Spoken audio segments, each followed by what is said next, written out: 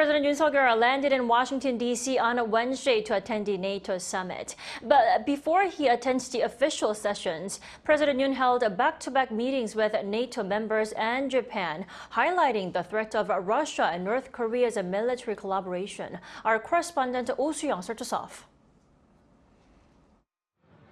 Building solidarity, President Yoon Suk Yeol gained the backing of various NATO partners on countering Russia and North Korea's military cooperation and its threat to global security. This came as the South Korean leader engaged in a series of bilateral meetings on the sidelines of the NATO Summit held in Washington, D.C., representing Seoul as an invited partner country for the third consecutive year. According to his Deputy National Security Advisor Kim Tae-ho, the president met with leaders from 7 countries, including Canada, the Netherlands, Sweden, the Czech Republic, Finland and Japan, emphasizing the growing connection between Indo-Pacific and North Atlantic security interests. In light of Russia and North Korea last month forging a pact to aid each other militarily in the face of aggression. The leaders agreed that the illegal military cooperation between Russia and North Korea poses a serious threat to security beyond the Korean Peninsula, to the Indo-Pacific and Europe. They resolved to strengthen solidarity among nations that share core values and uphold the rules-based international order, and to firmly respond to Russia-North Korea military cooperation. The South Korean leader and Japanese Prime Minister Fumio Kishida notably met for the second time this year, and the 11th time since Yoon's inauguration, as the two neighbours agreed to work closely with like-minded countries.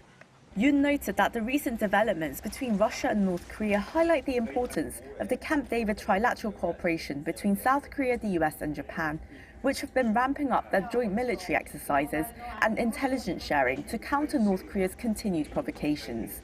The leader of the Netherlands also agreed to work closely with South Korea on denuclearizing North Korea and countering Pyongyang's cooperation with Moscow, while German Chancellor Olaf Scholz expressed his country's intention to join the United Nations Command, which has had a presence on the Korean Peninsula since the 1950-53 Korean War.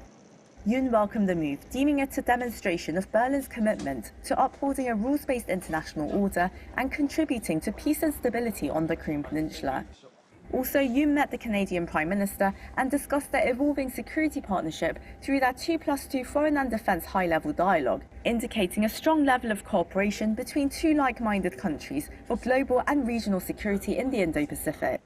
Seoul, along with other Indo-Pacific partners of NATO, Japan, Australia and New Zealand, will convene separately on Thursday morning and issue their own statement criticising Moscow and Pyongyang, according to Yoon's office. Continuing his marathon of one-on-one meetings in DC, President Yoon also plans to sit down with NATO Secretary-General Jens Stoltenberg, along with the new UK Prime Minister Keir Starmer and the leaders of Norway, Luxembourg and Poland. However, in countering the Russia-North Korea axis, all eyes are on whether a meeting with US President Joe Biden will take place on Thursday before the South Korean leader heads to Seoul. Yoon's office says both allied countries are aware of the need for even a brief meeting between their leaders in a formal standalone setting, and that currently they are trying to make the meeting happen. Oh Soo-young, Arirang News, Washington, D.C.